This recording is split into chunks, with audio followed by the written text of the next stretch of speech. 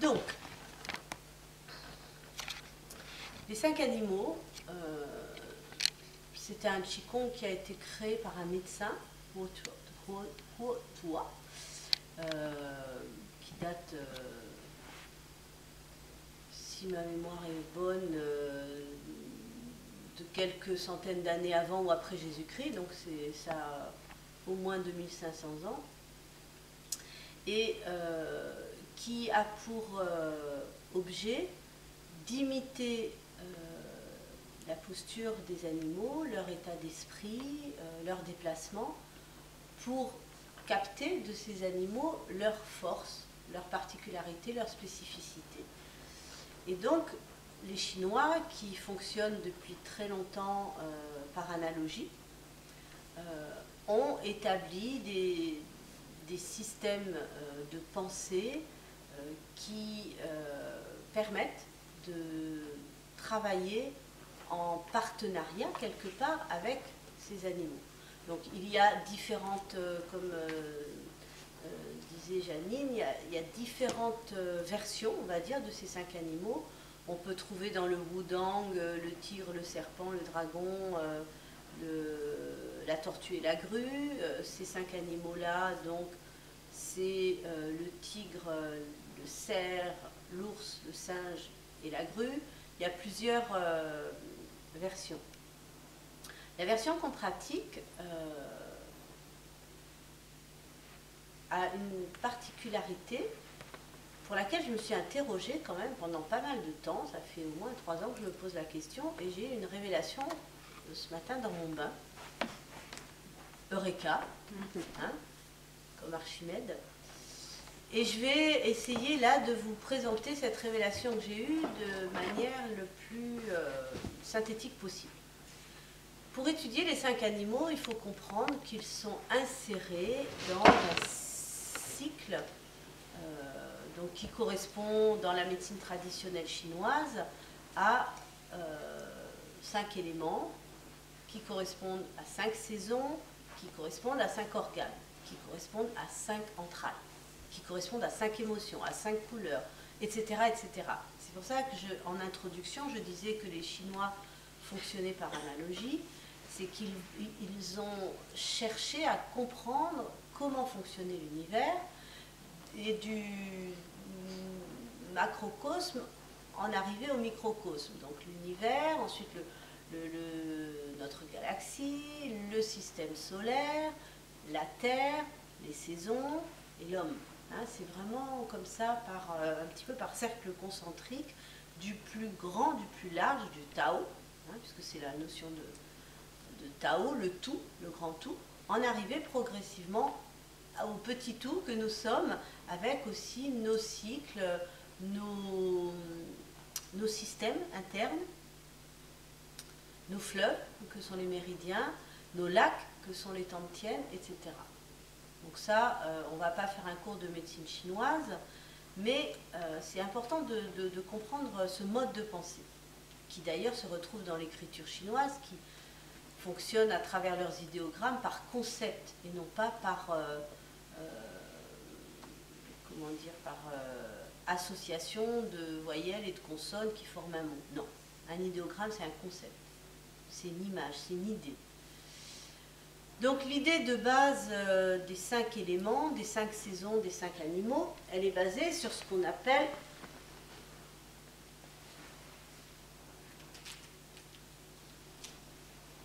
le système des 5 éléments Wuqi.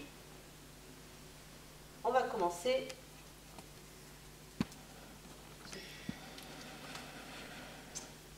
par l'Est. On va partir sur la notion de cycle des saisons. Pour les Chinois, le commencement, c'est le printemps. D'accord? Le printemps, 21 mars, il se situe là. Pourquoi tu mets l'Est à l'Ouest? Pourquoi tu mets l'Est à gauche, pardon? Vous allez comprendre. D'accord. On va faire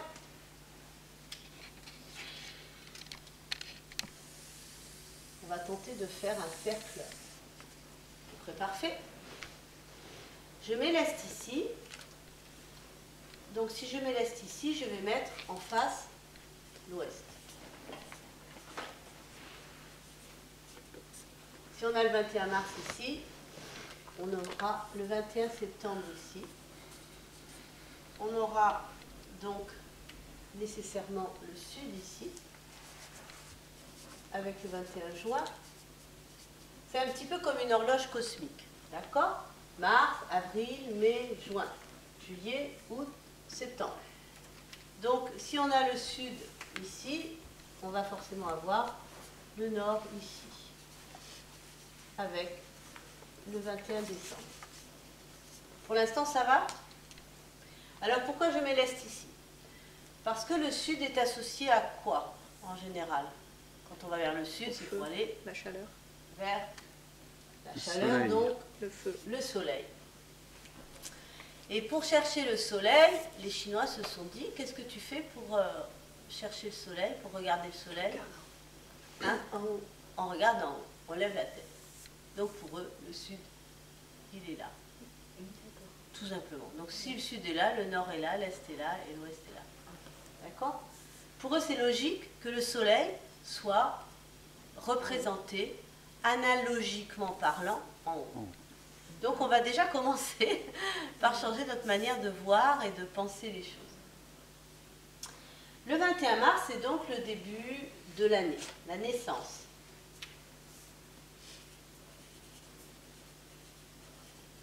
Qui est associé à l'élément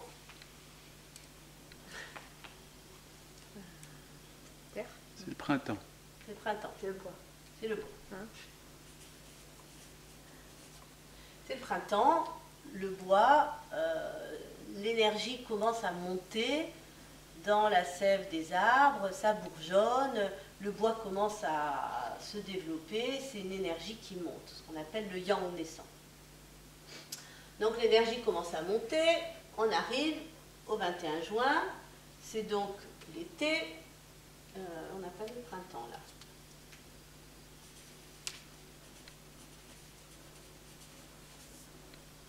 Ici, c'est l'été, le sud. C'est l'élément, ça paraît évident, feu. Ok, jusque-là, ça va. À l'ouest, donc après l'été, à l'automne, donc là, vous voyez bien que c'est l'automne.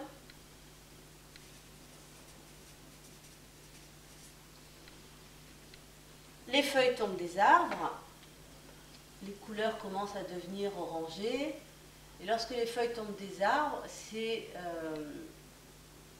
l'image du ciel et de la terre qui se séparent, c'est la séparation, et c'est donc l'énergie qui correspond au métal, qui coupe, qui sépare, et même les couleurs du métal en fusion un petit peu, les couleurs de l'automne, c'est des couleurs un petit peu métallique, hein, comment on appelle ça, mordoré, c'est cette couleur mordorée. Donc, la rouille. par analogie, la rouille, ouais, voilà, par analogie, c'est une couleur qu'ils ont associée au métal.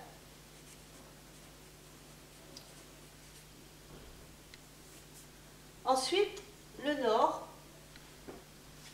après l'automne, donc 21 septembre, octobre, novembre, décembre, c'est donc la saison dans laquelle nous sommes actuellement. Même si on n'est pas encore au 21 décembre, c'est l'hiver, d'accord? Et l'élément, c'est l'eau. Alors, qu'est-ce qui nous manque là? Regarde. Comment? La terre. La terre. Où est-ce que vous allez la mettre? Au milieu. Bravo. On va la mettre ici. Elle se dessine comme ça en astrologie, la terre. Je vais la mettre là. Sa couleur, c'est le jaune, ou l'ocre, ou le marron, mais c'est surtout le jaune, jaune doré. Donc on a là nos 4 éléments. Hein. On pourrait presque dessiner comme ceci une horloge avec le centre et le temps qui passe, dans ce sens-là. Et les Chinois,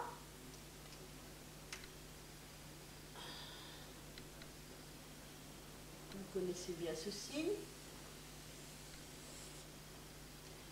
ils ont divisé ce tout, cette unité, en deux polarités. D'accord? Où est-ce que vous mettriez le yin? Où est-ce que vous mettriez le yang?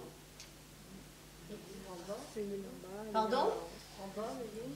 Le yin en bas, donc le yang en haut. Alors, j'aurais presque dû le mettre en rouge, mais c'est pas grave. Tu peux rajouter un peu de rouge. Ouais, on va rajouter un petit peu de rouge. À l'origine, bah non, mais il est là, c'est bon.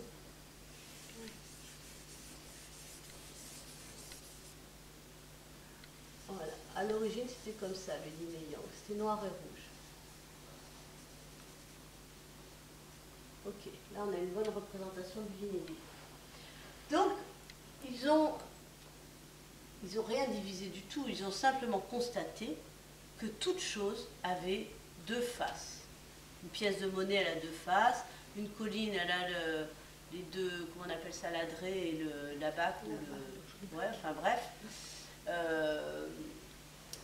Un homme ou une femme, pareil, a deux faces, il y a le haut et le bas, il y a la droite et la gauche, voilà, dans toute chose, il y a deux aspects qui ne sont pas opposés comme on aurait tendance à le penser dans notre mental occidental qui fonctionne de manière analytique, mais complémentaires comme on peut le comprendre de manière analogique. Ça, c'est la base.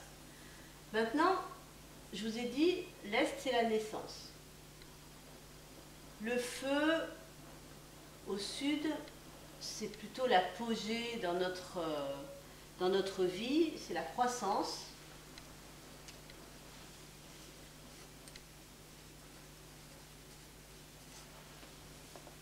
La terre, c'est la maturité.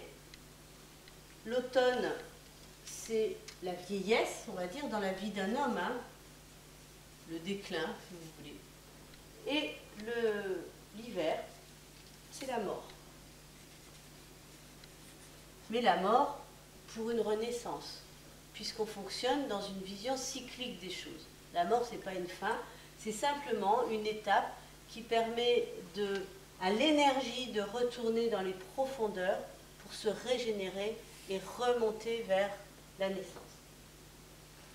Alors, maintenant, on va voir comment on positionne les animaux.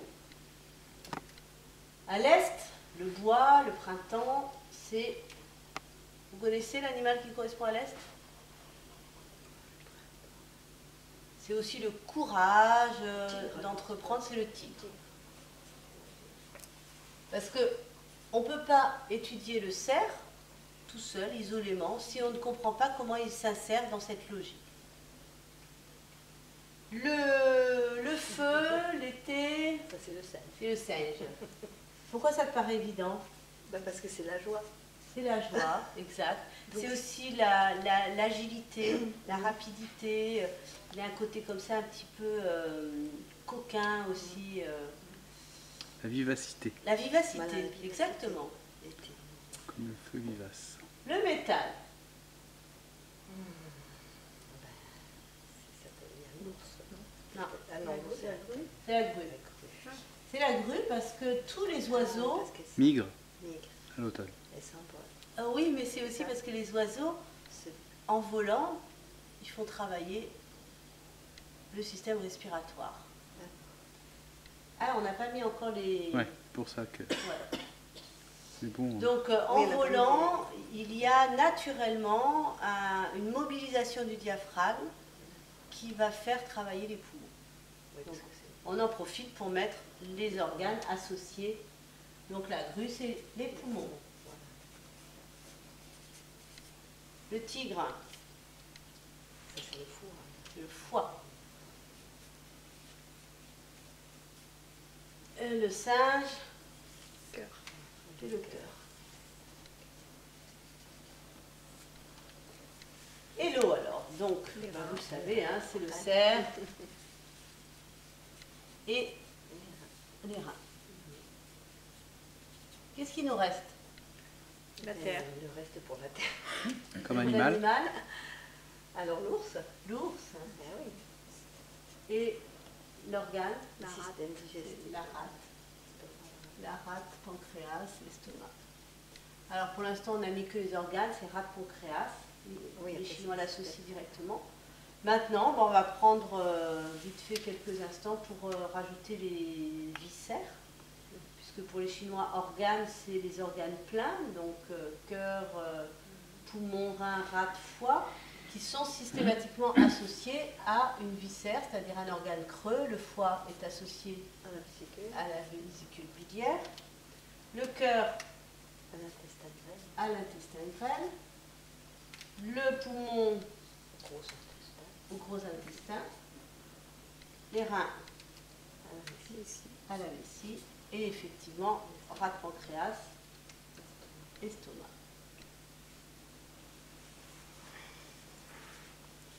Là, on a nos 5 organes, nos 5, bon, il y a le triple réchauffeur, mais on verra, et le maître du cœur, ça ne rentre pas forcément dans ce que j'ai à vous expliquer là. Alors, il se trouve que ce cycle des 5 saisons, on a vu que comment ça s'appelle, le printemps engendrait l'été, qui engendre l'automne, qui engendre l'hiver, qui engendre le printemps. Ça nous paraît logique. Maintenant, les éléments aussi, ils vont s'engendrer. Le bois va nourrir le feu va nourrir la terre va nourrir le métal, qui va nourrir l'eau, qui va nourrir le bois. Donc on constate qu'il y a un cycle comme ça, de nourrissage, qu'on appelle le cycle chêne. Voilà. Chaque élément engendrant le suivant. La terre, dans ce cycle d'engendrement, elle se retrouve ici, au sud-ouest. Je ne sais pas le propos de vous expliquer comment et pourquoi. Bah, comme c'est l'intersaison, l'été indien c'est la plus connue, hein, on peut dire aussi. Voilà, l'été indien, l'intersaison Oui, se situe entre le 21 juin et le 21 septembre. Et à l'opposé, on a L'intersaison printemps. triple réchauffeur et maître du cœur. C'est-à-dire qu'il faut. Il y a intersaison entre chaque saison. La Terre, en réalité, Entre chaque. elle se Saison. Il n'y en a situe, pas deux par an. elle se situe Intersaison. ici, Il y en a 4. ici, ici et ici, pendant 18 jours, entre chaque saison.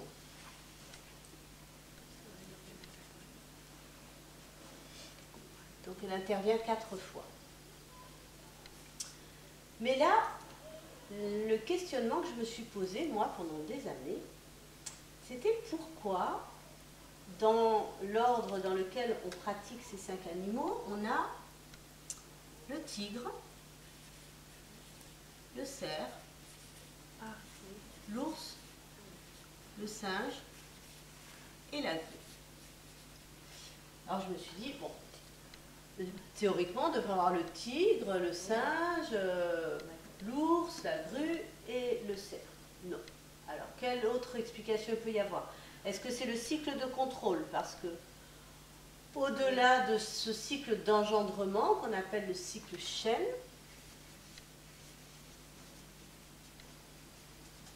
on va le dessiner en rouge, le cycle de contrôle qu'on appelle le cycle quai. Et ce cycle nous dit que, ah oui, mais on n'a pas bien situé la Terre. Si la Terre est là, ce cycle quai nous dit que le bois retient la terre, puisque en plantant du bois, on évite à la terre de s'effondrer, que le feu fait fondre le métal, que le métal coupe le bois et que l'eau éteint le feu. Qu'est-ce qu'il nous manque? C'est tout. Et la terre retient l'eau. Ah oui. Hein, la terre absorbe l'eau. Elle endigue l'eau. Donc ça, c'est un cycle de contrôle. Ce n'est pas non plus le cas, puisqu'il faudrait que le bois retienne la terre, donc il faudrait qu'il y ait le tigre et l'ours tout de suite après. Je me disais, mais ce médecin-là, il y a 2500 ans, pourquoi il les a disposés comme ça? Ça nous donne quoi, si on regarde bien? Ça nous donne le... comment ça s'appelle? Le bois, le tigre et le cerf. Le cerf, La terre, l'ours, le singe. l'ours et le singe, Ah oui. le singe La grue. et la Ah grue. oui, ça fait Et ça revient par Ça fait ça. un 8. un hémisque. Et tu revas au... Et si vous le mettez comme ça, ce petit dessin, d'ailleurs aujourd'hui c'est comme ça qu'il le dessine quasiment le yin et le yang. Hein. Aujourd'hui, le yin et le yang, il est dessiné comme ça. À l'origine, il était dessiné comme ça horizontal. Mais on a les hémisques et on a cette forme géométrique là qui surtout a une pertinence. Je vais vous expliquer. Il faut passer par le centre.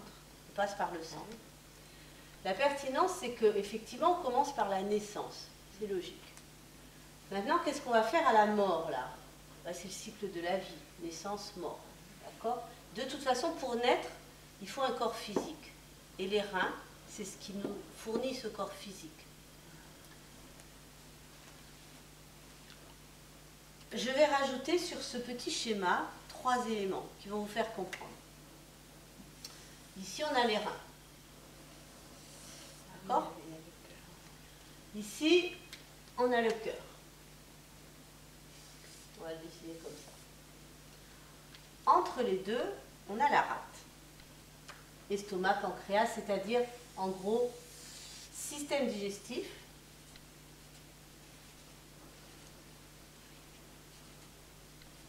Couleur jaune, qui correspond en médecine ayurvédique au 3e chakra, qui se situe exactement à l'intersection entre les reins et le cœur. Qu'est-ce que c'est les reins et le cœur, finalement? Cet axe nord-sud, qu'est-ce qu'il représente? Là, on a la terre, là, on a le ciel. Le plexus solaire. Hein? Tu veux dire quoi en chakra? L'axe C'est l'axe de quoi, cet axe? de notre corps. La colonne vertébrale, Ouais. entre autres, oui, bien sûr. Mais si on va chercher plus loin par analogie, justement, la colonne vertébrale, comment ils l'appellent les Chinois? La colonne céleste. La colonne céleste. C'est le lien entre le ciel et la terre. C'est le lien entre le ciel et la terre, c'est notre chemin de vie. L'incarnation. C'est notre chemin de vie, ce que les Chinois appellent le mandat céleste. On a besoin d'un corps physique. Donc, à la naissance, on a besoin de s'incarner dans un corps physique. C'est ce qu'on va travailler là, le Jing. D'accord. Et c'est là où je parlais aussi de mémoire. C'est qu'entre ces deux reins, il y a ce que les Chinois appellent, on va le dessiner comme ça, Mingmen, la porte du destin, ou la porte de la vie. Et ce Mingmen, c'est un petit peu comme une spirale comme ça, mémorielle, qui a engrammé l'information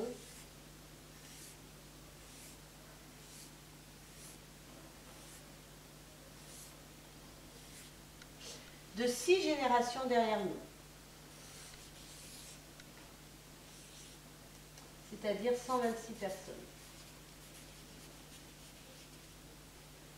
Papa, maman, les grands-parents paternels, les grands-parents maternels, les arrière-grands-parents paternels, les arrière-grands-parents maternels, etc., etc.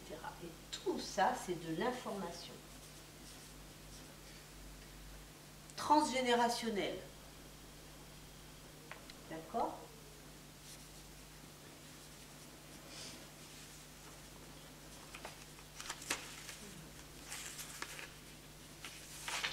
Ce sont des informations qui ne nous appartiennent pas, des mémoires qui ne nous appartiennent pas, que l'on peut subir, et en particulier au niveau des peurs. Mais ce sont aussi toutes les qualités, les talents, les dons de nos ancêtres. C'est pour ça que les Chinois, ils honorent les ancêtres, parce qu'ils ont conscience que ce qu'ils ont choisi ou ce qui leur a été donné de subir comme corps physique, c'est cette hérédité-là qu'ils doivent à leurs ancêtres. Et comme ils sont un petit peu plus positifs que nous, ils voient aussi l'aspect positif. Nous, souvent, on a tendance à considérer les ancêtres comme des vieilles casseroles qu'il faut se traîner derrière nous, comme des tares, comme des charges, comme des contraintes, etc. Il y a aussi tout l'aspect positif de ce qui nous a été légué au niveau héréditaire. Donc ça, c'est l'information transgénérationnelle. Maintenant, qu'est-ce qui se passe au niveau du cœur? Ça nous est transmis par le Jing. Je rentre un petit peu dans le détail parce que c'est ça qu'on va travailler aujourd'hui. C'est ce Jing. Le Jing, c'est tous les liquides précieux du corps. Le sperme, le liquide céphalorachidien, le sang, bien sûr, les larmes, comment ça s'appelle, la bave, La salive. la salive, Liquide voilà. synovial. Liquide synovial. En fait, ces liquides précieux, c'est le sperme du papa avec l'ovule de la maman qui ont été à l'origine de notre vie quand même. Et ce Jing, il va circuler pendant toute notre vie au niveau des reins et de tout notre corps grâce au feu de Mingmen. Parce qu'il faut réchauffer les reins pour que ces liquides circulent dans notre corps. Mingmen, là, c'est comme un petit soleil qu'il faut réchauffer pour réchauffer les reins. Et c'est ce qu'on fait dans la pratique du Qigong. On réchauffe Mingmen comme un petit feu sous les reins qui va réchauffer l'eau des reins pour qu'elle puisse circuler dans tout le corps, les liquides.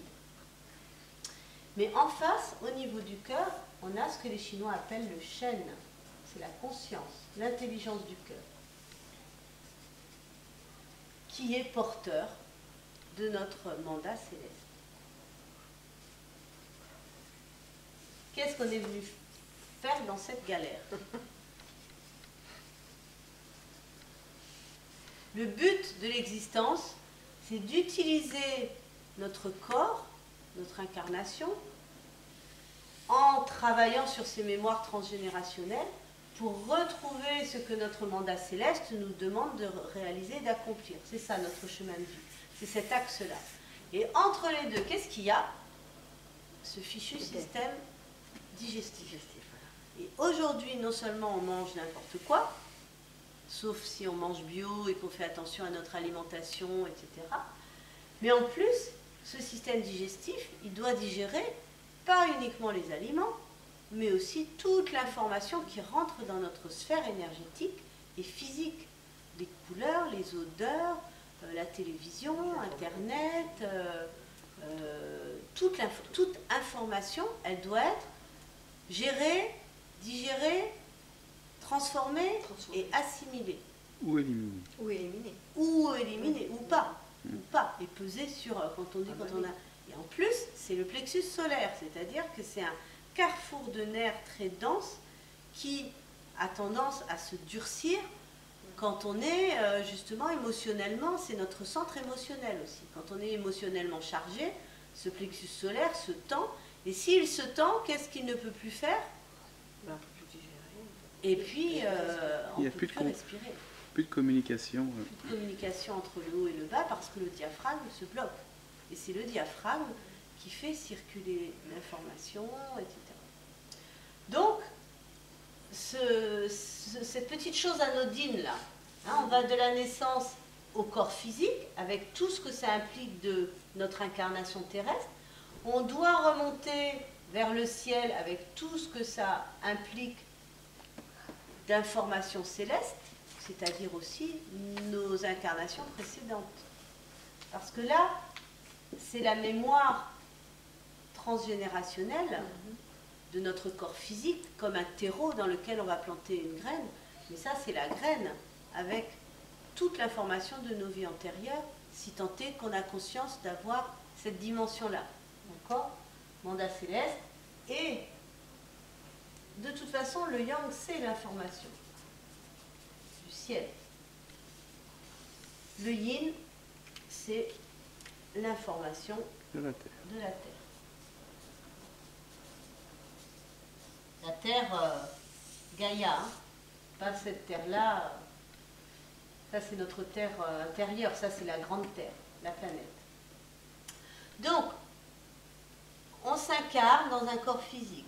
On doit traverser tout ce qui nous entoure comme information à digérer et à gérer et à transformer pour en arriver à notre mandat céleste. Et pour ça, on a besoin de la respiration qui représente notre dernier souffle. Premier souffle, dernier souffle. Et on recommence. Et c'est l'infini. Voilà le sens de cette Logique. logique-là que j'ai compris ce matin dans mon bain. Donc je vous fais partager aussi. Comme quoi les bains, c'est sympa quand même. Ouais, ouais. Entre Voilà, le feu de ouais, c'est Migmen et le feu de la vie, il y a dû y avoir des bulles dans ton bain, non? Ça a pu aider. Non, mais c'est vrai que c'est toujours.